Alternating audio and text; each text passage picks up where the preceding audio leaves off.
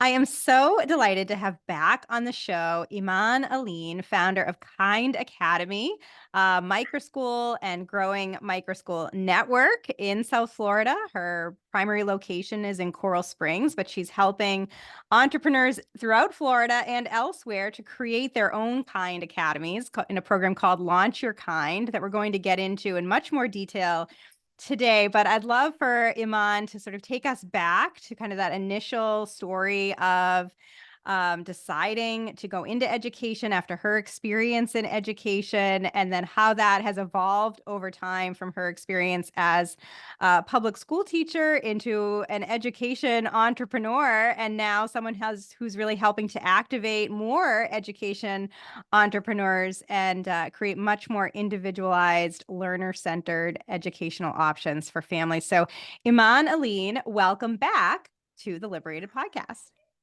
Hey, Carrie, how are you today? Thank you for having me again. I'm so glad you're back.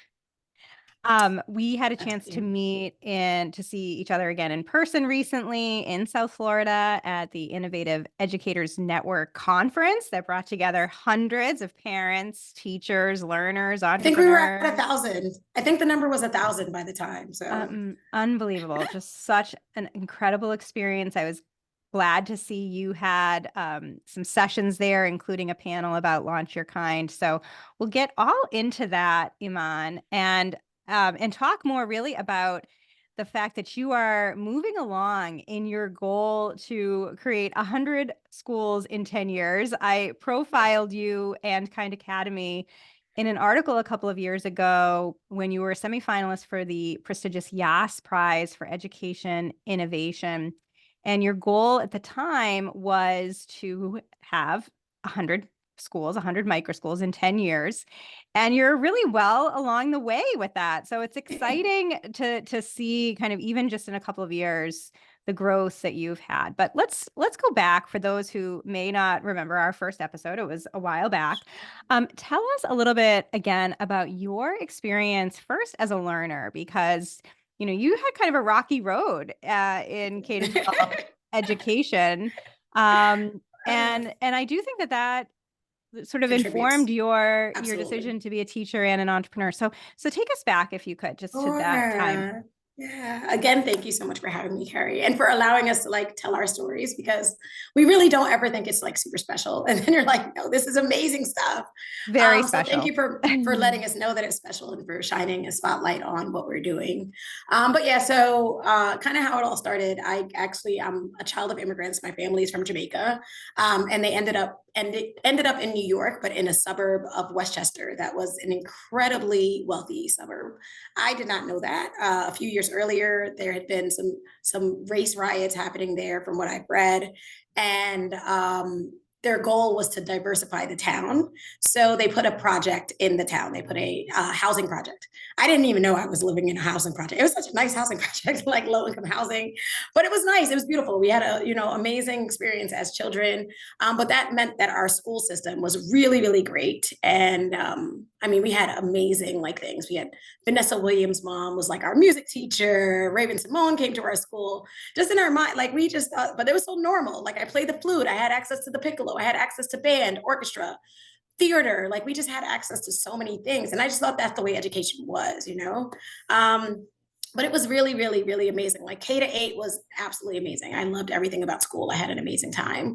But by ninth grade, I was kind of like, well, I'm doing the same stuff I'd already done. I was, always considered a bit gifted, and the information was just very repetitive.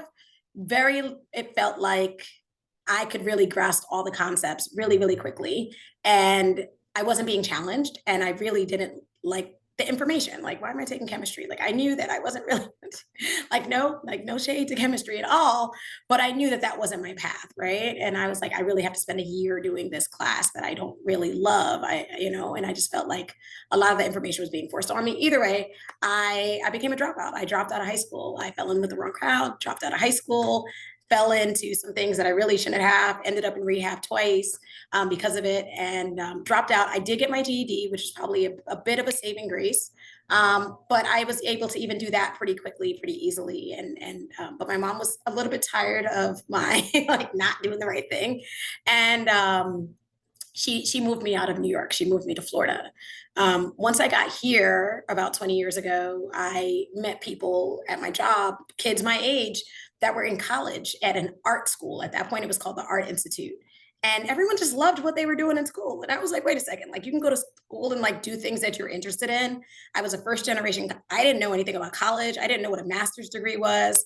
I had no clue, right? So nobody thought that I was ever going to make the college. So nobody sat and talked to me about college, which was fine. But either way, I was shocked. I was like, you can go to school for things you liked. I was like, I'm going to try that because I do like learning. I just didn't want to learn the things that y'all were forcing me to learn. So at that point, I went off and I started a community. I started at a community college, changed my major like 17 times, but I loved everything about that freedom that I had. And the teachers were great. The school, the class sizes were really small. And I just kept going. My mom did pass away when I got my associates. I actually got my associates. I walked in that graduation as the firstborn to walk from our family. And about 3 days later, she did pass away. But I know that she's like still like here and everything, and like a part of like all of this stuff.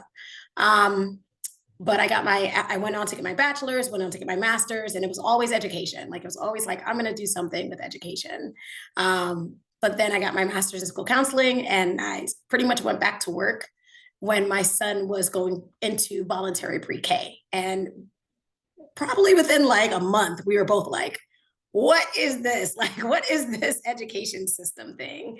And that was your first job in the public system? Pretty much. Okay. Pretty much. So you were working as a school counselor in a So public I actually interned for about 6 months, and that was really my first, like as I was finishing on my master's, I interned as a school counselor at a middle school. And I will say, even during that time, my kids were actually home. Even during that time, it was like mind blowing. I walked in and they were like, oh, you can't really counsel. Like they told you could count. Like, no, like you're going to be a testing coordinator. Like all we do at this point is take tests. You get to go drive, pick up the tests, make sure the kids proctor the tests.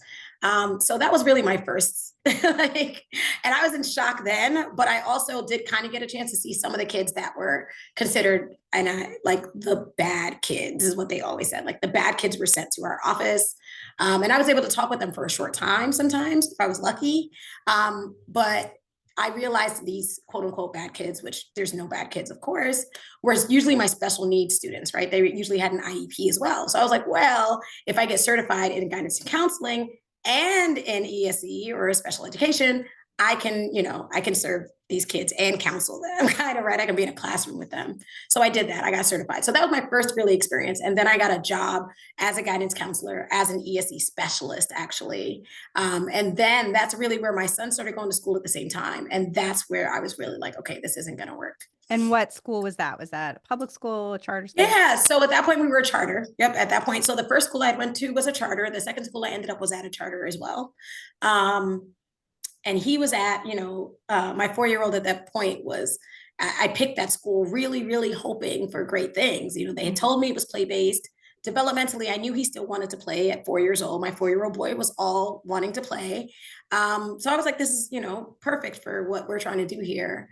And he got in, and every day he started crying. I don't want to go. I don't want to be here. I can't be here. Mom, my soul is like, my life is being sucked out of me. And I was in school at that time, and I was seeing like the other end of things, and teachers were coming to me like crying, like, I can't do this. I was walking in the hallways. Teachers were screaming at the kids. The kids were being forced to like walk single file. If they didn't walk quietly, single file, they were being forced to turn around and yelled at. And it was just like, my mind, like lunches where, you had to be on silent lunch if the kids got too loud. The kids who were really struggling in the classroom with sitting still were losing their recess because they couldn't, because they were talking. And I was just like, this is all just so not the way that, education should be. They hated school. Like all the kids hated school. And my son was saying he hated school at 4 years old. My mind was blown. Like I was like, this is not the way education ever was when I was growing up.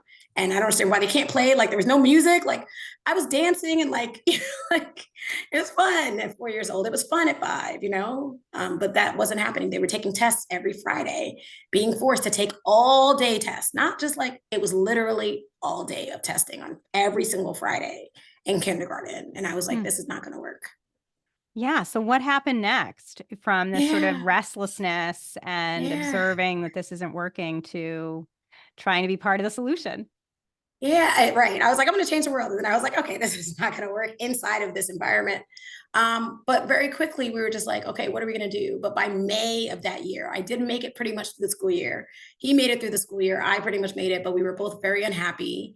By about May, I was like, you know what? That's it. Like, I'm going to pull you and we're going to homeschool. Let's see how this works. Like, I was like hearing things about homeschooling. And I was like, let me try this out. And I remember pulling him out as a matter of fact, I pulled him out for spring break. And I hung out with the homeschoolers during spring break. And my mind was blown then too, because they knew what they were doing. They were going on field trips. They were doing hands-on learning. They were doing interest-based learning. And it was just all so mind-blowing because I had known those things and tried to like help my students who were in special needs, like with that when I saw them. But I didn't realize like, oh, this could be an all-day thing and every kid could learn like this. So So you pulled your son out, you started homeschooling, and then you started to dabble a bit into education entrepreneurship, right? You created a little part-time outdoor forest school, kind of nature immersion. Tell us a little bit about what you were working on then. So yeah, that was a lot of fun. So at first I wasn't doing anything. I was just like sucking up all the knowledge from homeschoolers, right? Like what do we really like to do? And then it became, well, I don't ever really want to go home. At this point, I probably had three boys at that point, or like going into like pregnant with one and like had two other boys. And the big thing was I needed to get them out of the house so they wouldn't make a total mess and so that they wouldn't drive each other crazy. And it was like, well, I really like education. I really like homeschooling. Like, how can I put these two things together and start something that other people can also bring their kids outside? So we started a nature class and parents came and parents just started like hanging out. I would do like all these we would do sensory play. Like we had the bins out, we would have nature exploration, we would have an art activity, and we would have like a play activity, story time, things like this. And the parents loved, loved, loved, loved, loved. And the kids really loved it. And that was just important for me. And I really liked that aspect of it. So then you started to wonder if this could become something a little bit more formal. And I know you connected with Laurel Suarez, who runs Compass Outreach and Education Center, a micro school that she founded in Yes. 2019, that originally, came from her work with tutoring homeschoolers and then realizing that they wanted something a little more consistent and structured kind of throughout the week in Right. a dedicated space. And so you sort of teamed up Yep. with her and that Yep. got the wheels rolling for you too. Tell Yeah. us a little bit about what was percolating at that So time. yeah, Laurel is like the mommy of like all of us. Like she incubates all of us. Like, but no, she was kind of like, hey, like, I had known homeschoolers, and we knew that homeschoolers really wanted the thing. Actually, right before that, we had done a 2-day drop off program for homeschoolers. So we still had a 2-day drop off for homeschoolers going, and then we had a 2-day nature program for younger homeschoolers going. And Laurel has seen, and I started seeing Laurel's advertisements, and I noticed that she had people of color in her advertisements, and I knew, oh, she must be. So we started talking and we just got and she was like, hey, like bring your homeschoolers like to what we do and we can take funding from the state. That was the first program that was really targeting homeschoolers and saying, hey, we'll take your private school funding and you can come here. And we're a little bit more, we're not like every other private school. We are going to make sure that we still do things in a very, very small, personalized way. And they still had nature immersion at her program because she had a building. So that's when I was like, yes, we can totally do this. Yeah. Yeah, and that was the tax credit scholarship program at the Correct. time that Compass was a participant in, and you thought, gosh, if I could get a dedicated space, then I could also make my program more accessible to more Absolutely. families That through had honestly been the choice. dream from before, but it was so hard to find a space. Yeah. Zoning was always like, it was shocking even for Laurel. Laurel always tells me, like, I looked at 43 Hmm. places before this place was approved. And even when it was approved, there was still so much back and forth on what she had to do to get it like going to be a private school. But yeah, she was the first one to really have that. It was like a stamp of, like approval from the state of Florida. Yeah. So when did you open Kind Academy in a dedicated space where you were able to be a participant in the school choice policies? When was that? So that was just 2021, 2022.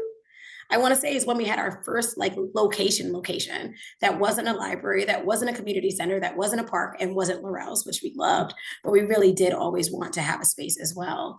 So 2022, and then we got the PEP, which is really what made it, hey, we can do this thing where we can qualify for funding without actually having that the same private school requirements, because as a certified teacher, we're allowed to take that funding as well now, which was a really, really big plus. Yeah, and Florida just keeps expanding their school choice policies. Obviously, they've led the way in school choice for years, but then enacting a universal education savings account program this past summer of 2023, just So really exciting. accelerating what's already been happening down in South Florida. So such an exciting time. So that was sort of your initial location, but you have more recently moved into a beautiful storefront location in Coral Springs, Florida. I was so glad to be able to Mhm. see your new You take a location back. when I visited. And just to see the joy of the kids, right? Like they're just bounding into the micro school. They are so happy to be there. The parents are so happy to bring them there. You have some wonderful educators.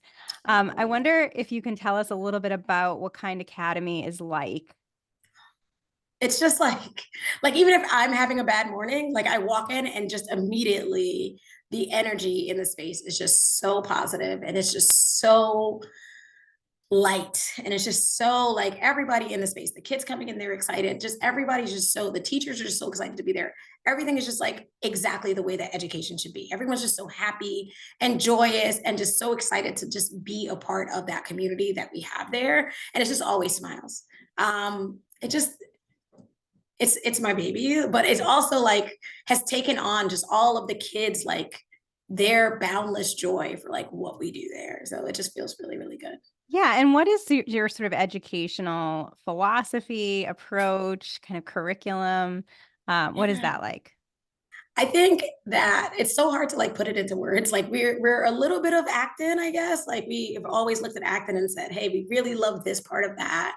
We're a little bit of Montessori. I definitely could see that. We're a little bit of Reggio Emilia, and then we're a little bit of every child. Like is the curriculum. So every year we're like, we can reuse this curriculum. We write curriculum and sell it as well because we write so much curriculum because it's all based off of like who's interested in what this year. This year the kids are super interested in learning how to cook, so we have a plant-based chef that is like, I can teach them that.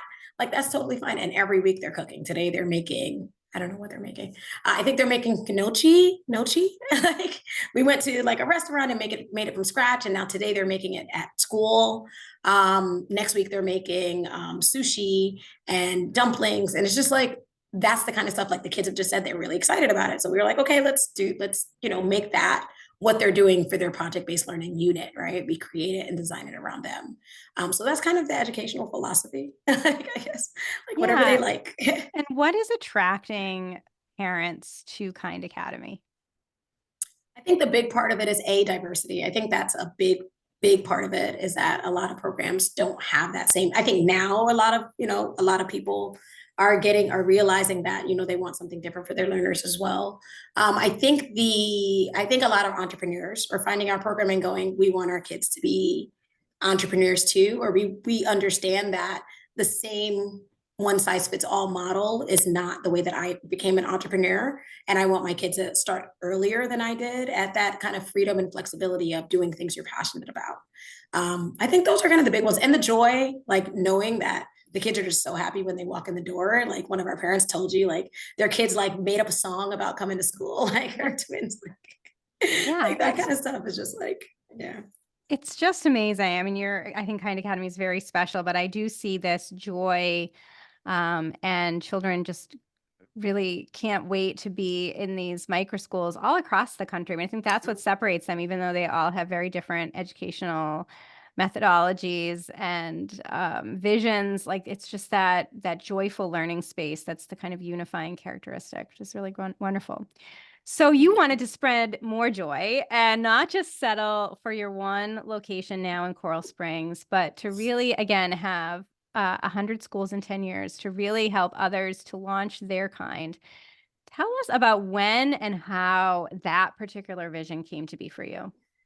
I thanks. Like I remember even talking to you about it. Like, why did I say that? Like that is just so many different places that I don't know. Like when it really, I think it's always kind of been like a thing. Like even when I like considered going into another program that was going to teach me, I was always like, I knew that I wanted to help other people with the philosophy that we had.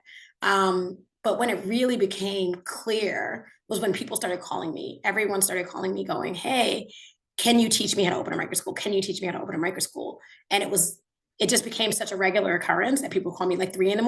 Like I said, like, and you heard, like, that just became such a normal part that I was like, well, if I put together like an actual course and I actually have a cohort of people and we could do that. And I want to say, like, realistically, probably when I spoke to you was when I was like, I want to have 100. Like, I put a number on it. Was that article that you did for us in 2022?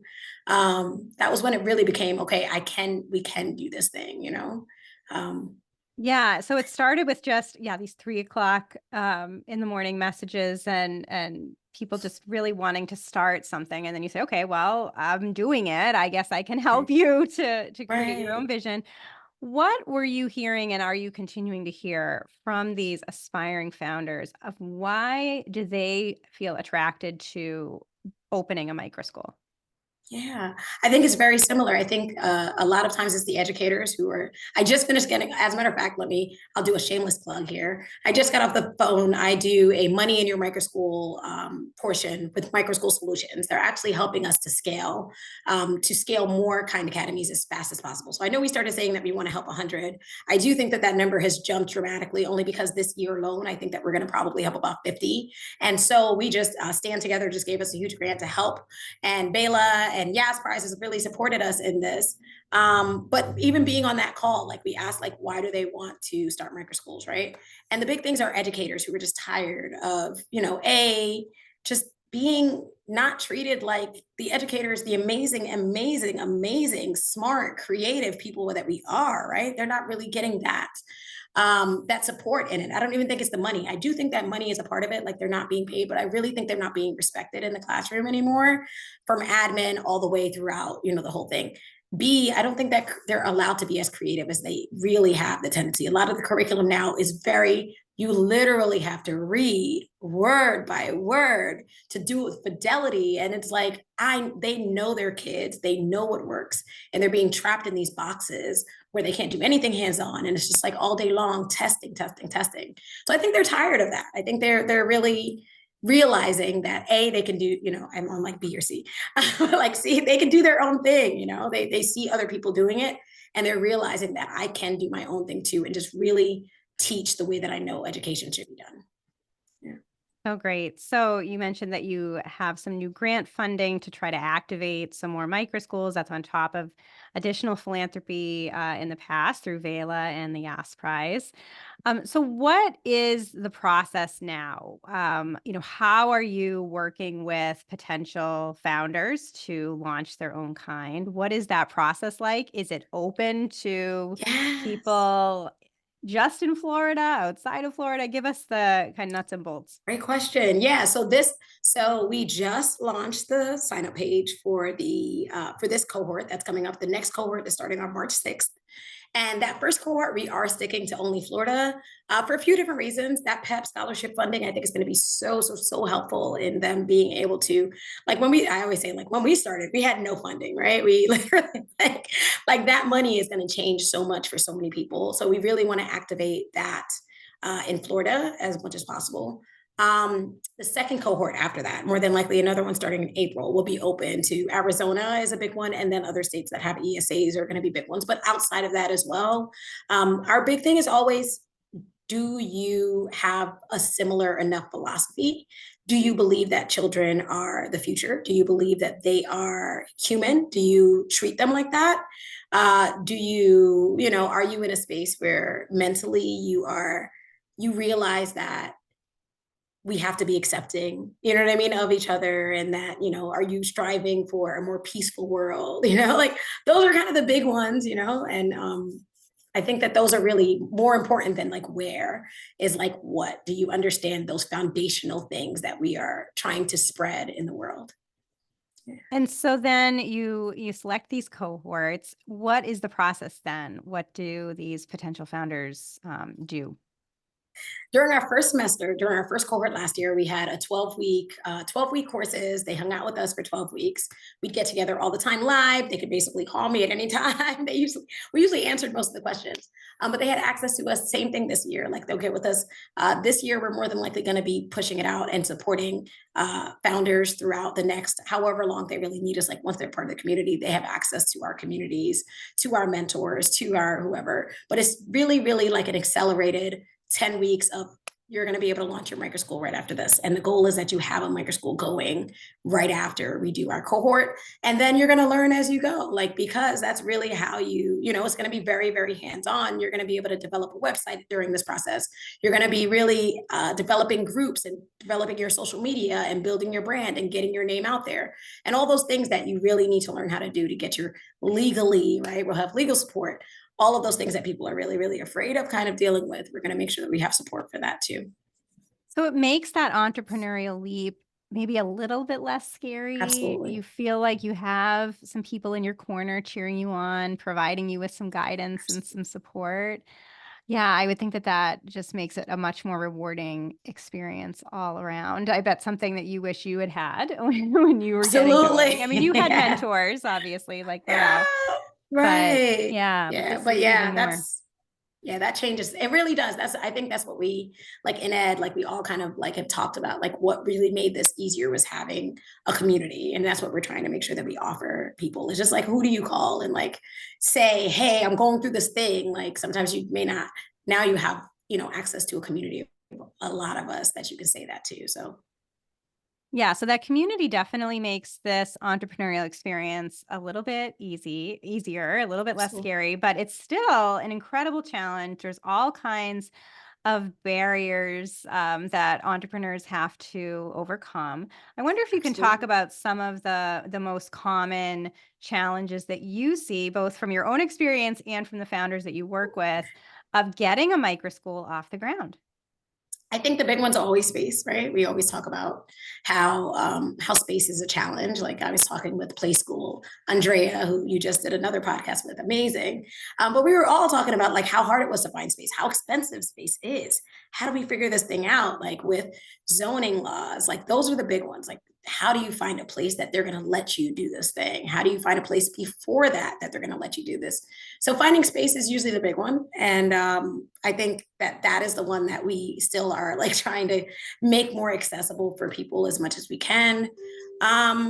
Money is always a thing. Like I think now, like I said, with PEP being in Florida, like the homeschooling scholarship, that hopefully will help to remove some of that barrier, which is funding. You don't realize how much owning a business is, cost. Like we just had like toilet issues, like those kind of things pop up and you don't realize like how quickly they can happen and how much you're responsible for it.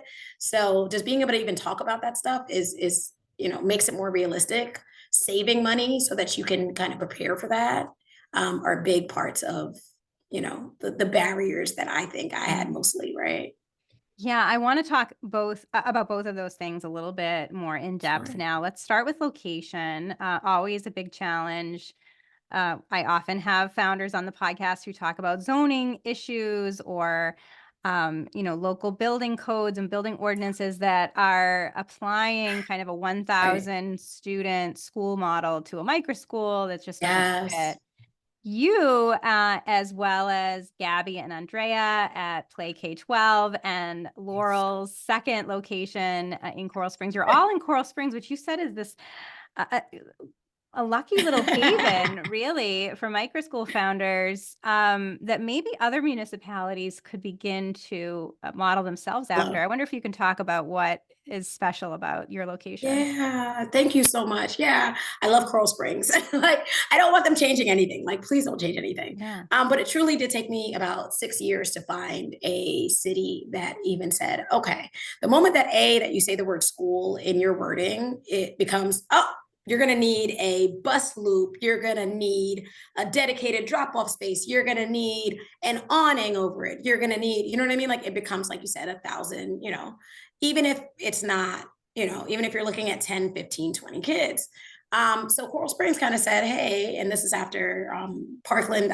We're very close to Parkland. The Parkland school shooting is something that, of course, is something incredibly a tragedy, right, in our area.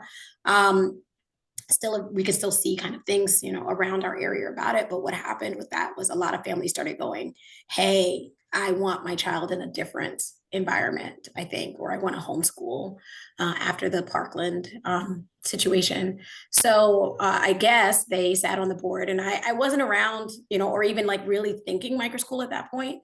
But it seems like right after that is when they put into the code, hey, microschools under 50 learners, you don't need this and that. All you need is this and this. Still restrictive, but not as much as what, for example, the city of Sunrise, the city of Davie, the city of, like, all of those places are like, don't even think about having a school. Like, Mm. so Coral Springs was, I think, way ahead of their time 6 years ago, when they said, hey, let's put it in the code, and let's give people an option. And under 50 kids, you don't need the same requirements as what a larger school will need. Yeah, and I think it also frees up landlords to be welcoming of Yes. programs like yours. I mean, you're in this beautiful storefront location with a sort of world-class bagel store next to you and a supermarket and other. And a faux restaurant coming. I'm just like so excited. Yeah, I mean, it's just Like, such a lovely setting. yeah. And I know that's also the case for Gabby and Andrea with Play K-12 just down the road, a Latino focused, Yeah. Bilingual bilingual micro program. school. Yeah. So I think that's great. I hopefully more Thank you. cities and towns I hope will so. I follow hope suit. so. Because, like, even another one that's close by was like, are you gonna have more than 10 kids? And it's like that's not a lot of people, you know what I mean? In any other business you could have 10 people, 15 people, but now if they said, like, if you have more than 15 people between the hours of 9 to 3, you are considered a school. And now we need to base all, so it almost feels like, like the school system has something, you know what I mean? And it's not that many kids. Like, a lot of these kids don't fit into the regular traditional school model. A lot of these kids really need something else. Most of my kids are on IEPs. They really are just not doing well in a regular school environment. Like, let those kids go where they want to go. Have things in place so that these learners can have the things that they really truly need and benefit from. And then you don't have to have, you know what I mean? Like, those kids don't have to suffer through it, through school and drop out or whatever it is because they didn't have what they needed, Mhm. So yeah, I hope so Yeah, too. and these are, intentionally small learning environments like yours at Kind Academy. You have just over 20 learners. Yep. But Not every day though. Like, don't get me in trouble. right, Like, right, right, on our right. roster, on our On a roster, roster. 24, Yes. but on any given Yeah. day, fewer than Hybrid, right? 20. More. Yeah. Right. So there is Definitely. that flexible scheduling, and that's sort of Correct. the special sauce of microschooling and homeschooling. And the more that, building codes can kind of catch up to this model, the better. And it's not to say that you might not want to scale like you are with Kind Right. Academy, but it's scaling again laterally. So you're opening up additional small schools, and that's only Absolutely. possible when zoning and some of these other barriers are Help lessened. support that. Yeah, Yep. so great. Thank Okay, you. so Yeah. location and zoning, that's a key challenge. And then you also mentioned funding, both kind of startup and sustainable funding. And I want to talk a little bit more about those in depth too. So in terms of startup funding, what can prospective founders expect to have to pay to just get open? Do you have a sense of an Yeah. average there? Again, I'm sure it depends is probably Yeah. the It common does. It really answer. But does. any kind of I, thoughts? I tell, like I said, I just got off with my money in micro schools. That's like one of the first questions everyone asks. And I always say it could truly be like you begin with $100, like it really could be $100 startup that you do if you do it right, right? If you do it out of your home. And when I say right, I mean, not even necessarily right, but if you're really, really thinking about your budget and you really get with a coach is generally what it is, or get with somebody who's done it, $100 you can start, read a lot, look at a lot. $100 you can really truly get it going if you have a dedicated space in your home, if you kind of already have some materials because you're probably a teacher, so you already have had that stuff. You could buy things on like Facebook Marketplace. But what do kids really need truly when you're doing this kind of stuff, like science experiment stuff, project-based learning stuff?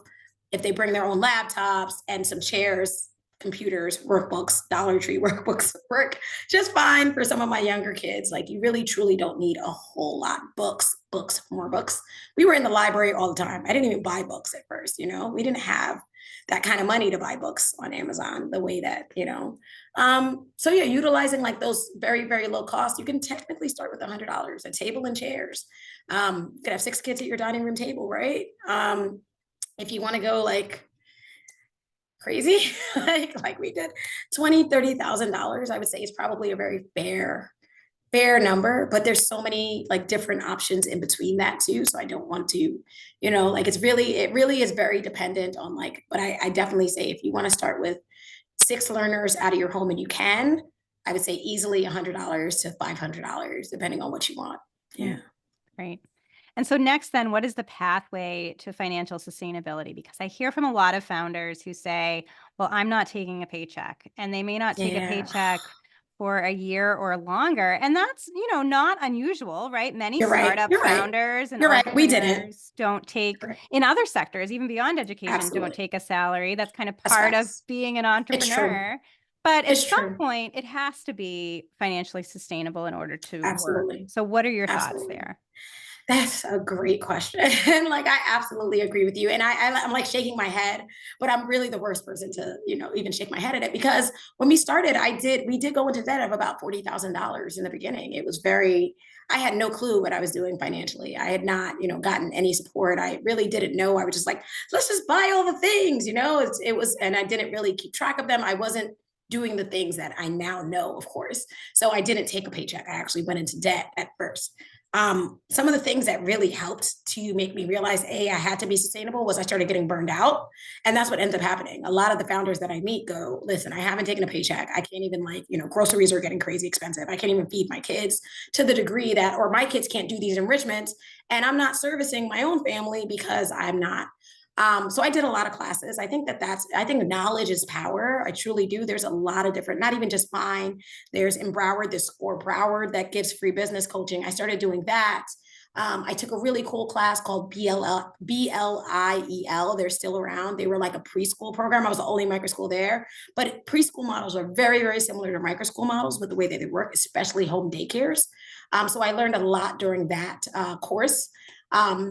So I think really getting educated on it are really the big key things. But I really do believe that being sustainable is setting goals and really having a budget and really making an effort to check your accounting. People hate accounting, especially in this field. And I understand. I hired an accountant now for the first year. And I've been doing it myself. And every year I'm kind of like, I hate this part. I really don't want to do it.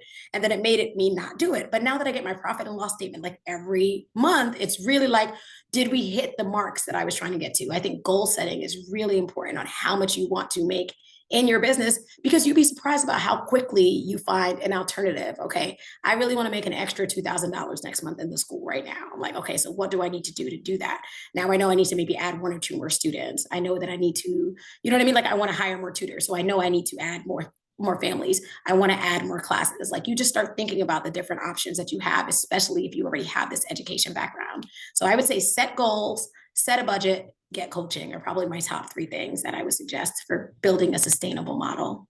Yeah, and thinking about, again, running a school as a business, right? And as we Yes, know, many of the people who are becoming founders are former teachers. They love education and teaching. That's why they want to be a founder. And now they're running a small business, and it may not be something that very they're as different. familiar with. And I also wonder, Iman, if you find this too, if there's some I guess anxiety around talking about cost, talking about making Absolutely. money, Absolutely. profit in the education space that also might be Absolutely. a hindrance. What are your thoughts there? Absolutely. Thank you so much for asking. Like this is kind of like my favorite thing to talk about because educators specifically have not even necessarily like, yes, anxiety, but as well as guilt, I think is the word. Mm, Educators have a lot of guilt around saying, this is a service that I'm trying to provide and I should make money from it.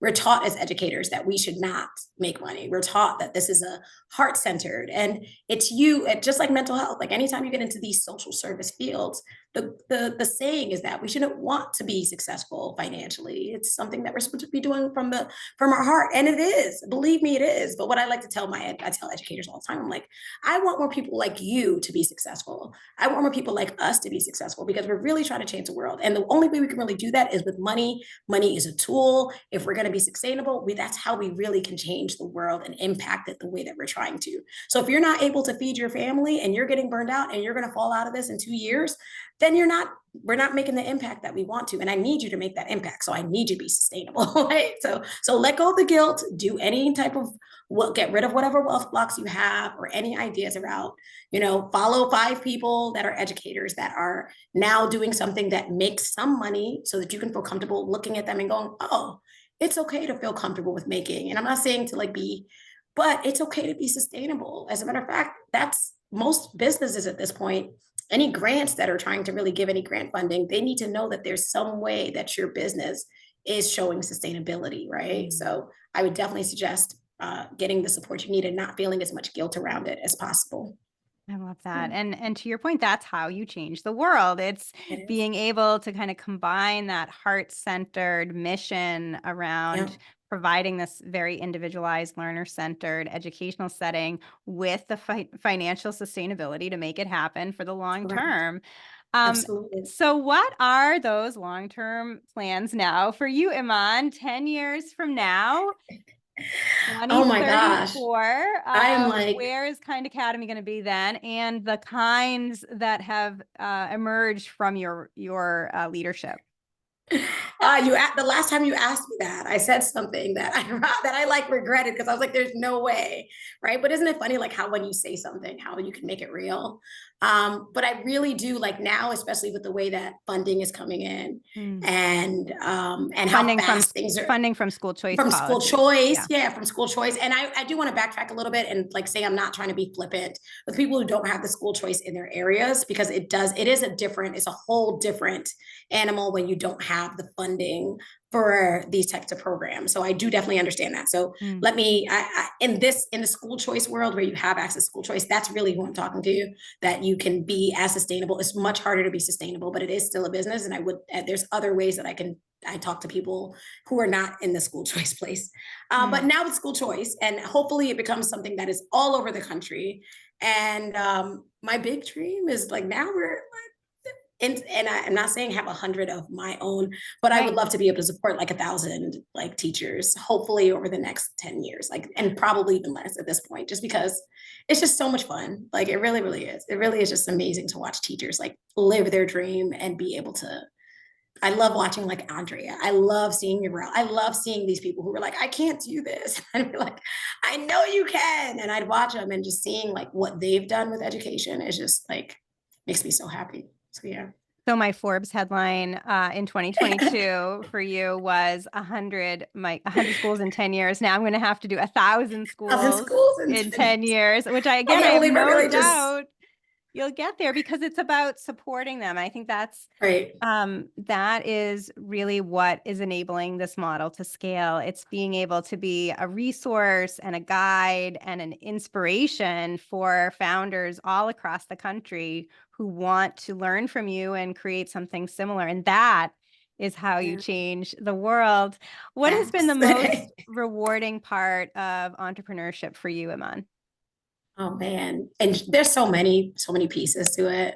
I mean, obviously watching like educators grow into like who they are, watching students grow into who they are, like seeing like some kids that I've had. Like we always end up with students kind of coming in and you know what I mean? Just watching kids like that were 3 years old, 2 years old, who've been through our program and now they're, 12.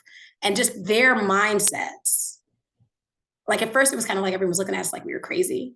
And oh my gosh, why are you doing this really weird thing? Like they're never going to know how to do this. They're always going to be that way. Like a 2 year old is very different. Watching my 12-year-old, my own 12, my own 13-year-old now, and watching them and how they talk to each other and how they know that like they can be anything in this world, that to me is just amazing. Knowing and being exposed to all these things, I think is just that's so rewarding for me, you know? So, yeah. Oh, great. So, if my listeners and viewers want to learn more about Kind Academy and especially about Launch Your Own Kind, if they want Mhm. to use the tools and resources you've created to create their own program, what is the best way for them to learn more? Yeah, so thank you so much for asking. So we have up on our website is the new application that was just released this past week, and we are going to be closing it. I think at the end of probably mid February ish. So I would get to it. You can go to www.kindacademy.org/launchkind.